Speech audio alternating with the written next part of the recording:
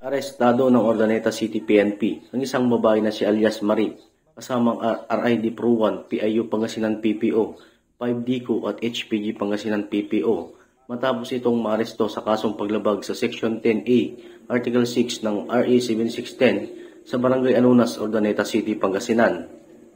Ayon kay Police Lieutenant Colonel Lawrence Kate D. Calabo, naaresto ang akusado dakong alas 11:02 ng umaga sa bisa ng alias warrant na nilagdahan ng Honorable Tita R. Villarin, Presiding Judge RTC Branch 49, 1st Judicial Region, Urdaneta City, Pangasinan, at merong rekomendadong piyansang 80,000 pesos.